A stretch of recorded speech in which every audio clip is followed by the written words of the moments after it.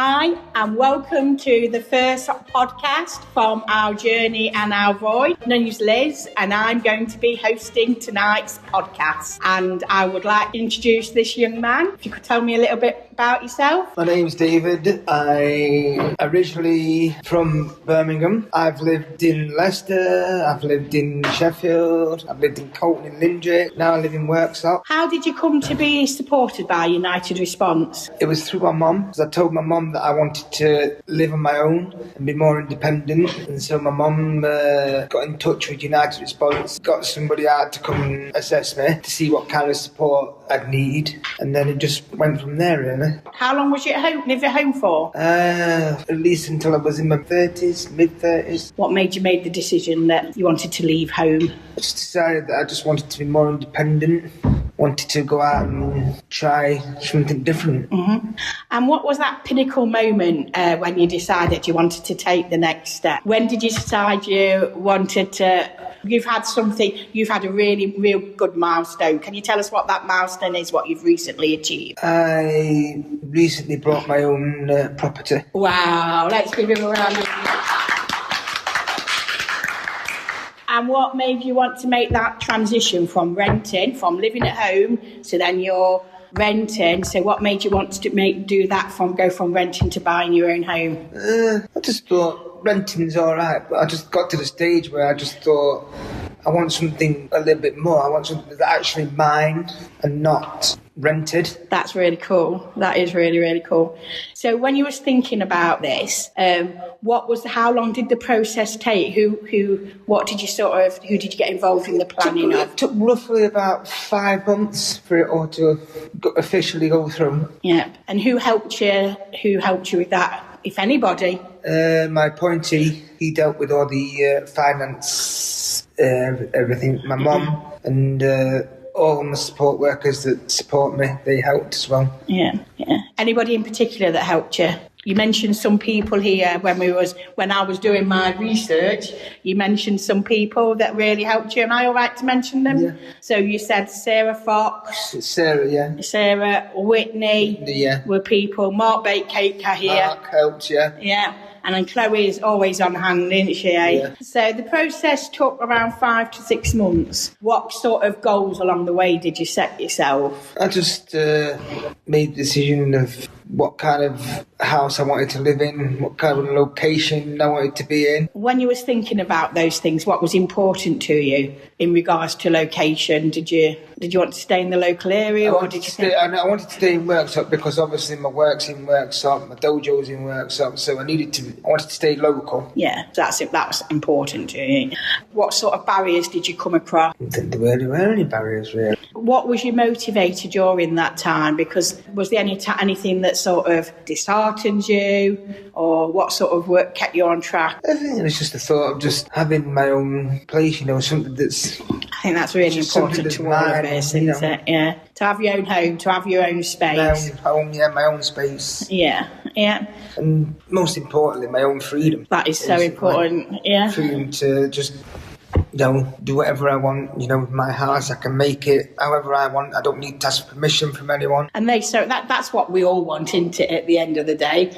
And I know that some of us that are here today, it's really important to have your own front door and have your own bathroom and things that we perhaps take for granted, or somewhere to go to call your own and feel safe. Yeah. Was that one of the things? That's the most important. I think the most important thing is, whilst it's nice to have your own place, it's nice to have somewhere where you're going to be safe. So I thought to myself, when I was first, I want to make sure that go to somewhere that's a safe area. I've got decent neighbours. These are all things that you had to take into consideration. Is there anything that didn't work so well? No, not really. I'd say the only thing that's gone wrong since I moved in is obviously I've had that problem with my roof. Yeah, you told me. Which I'm hoping now has been sorted. Fingers crossed. The man did come out and fix it for me, so hopefully that's all sorted now. Yeah. So you had a lot of people in place. You had Sarah, you had Dickon, you had Chloe, you had a Mark on hand baking cake. Mm-hmm. How did you find the process? Did you find it at all stressful? No. I think everything everything run on the actual day. I think everything ran as smoothly as it could have done. There were no problems with the removal then. There was no issues or anything. It was all planned like a dream. So we're now 4 months on. Yeah. How do you feel about everything now? I feel brilliant. I think more than anything, I feel proud because obviously I've achieved something really, really big. Because obviously having your own place, it's a huge, huge step to the fact that I've actually managed to achieve that. It makes me feel really proud. And I think you should be, and I think he deserves a round of applause, guys. So as we say, we're 4 months on now and everything's going wonderfully well. How do you feel about living on your own? What's the ups? What's the positives about living on your own? I think you've said some of those already. Yeah, just having my own space, having the freedom to do what I want when I want. And what about what's the cons? Is there any cons to living on your own? Well, no, I can't really think of any. Do you ever get lonely? Yeah, I do sometimes, yeah.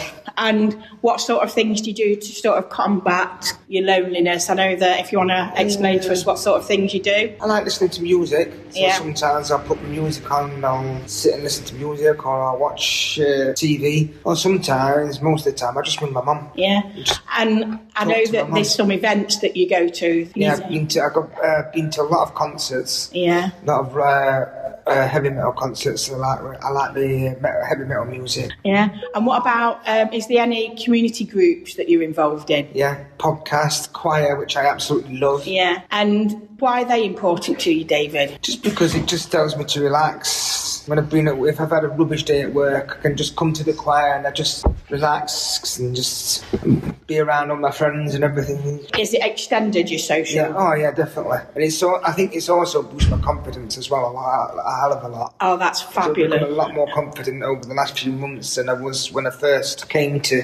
Okay, what was the first thing that you started? What was one of the first things you did? Because I can remember when I first met you, and how compared to I wouldn't talk to anybody. I wouldn't look at anybody. I didn't want to get involved in anything. And so from when we first met, and you was like reluctant. So do you want to tell us what sort of things you're doing now? So you do your singing. I do my choir. I do my podcast. Yeah. You also what we did a few years ago. We did a panto. Yeah, I've done pantomimes. And there was not a dry eye in the house. And what did you sing? Can you remember? That it was Ed Sheeran. Yeah. Perfect. Yeah, I remember that. Yeah, and was that the first time you'd sang solo? In front of a big audience, yeah. Again, I think, and now it's... A few years ago, you'd have never got me to do anything like that, so... And pardon the pun, it's water off a duck's back now. That's it, yeah. I'm up for anything there. Yeah. So going back to your house again, so how do you find managing your own bills? Who helps you manage your bills?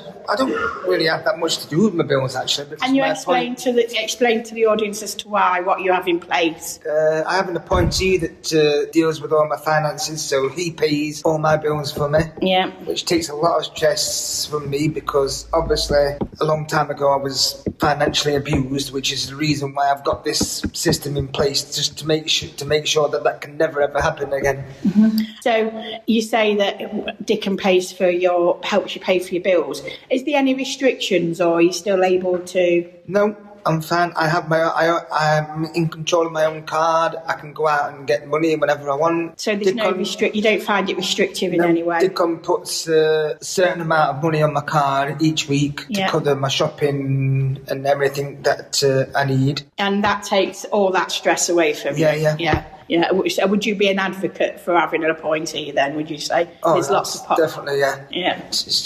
So you did talk about saving when I was doing my research. Who helped you save? Again, Dickon, my mum, staff. A lot of staff were involved as well in helping me to set a budget and working out how much it would cost to get my own house. Yeah. Can you give me any tips on how to save? Just be sensible, really. Yeah. Just make sure you don't spend too much on things.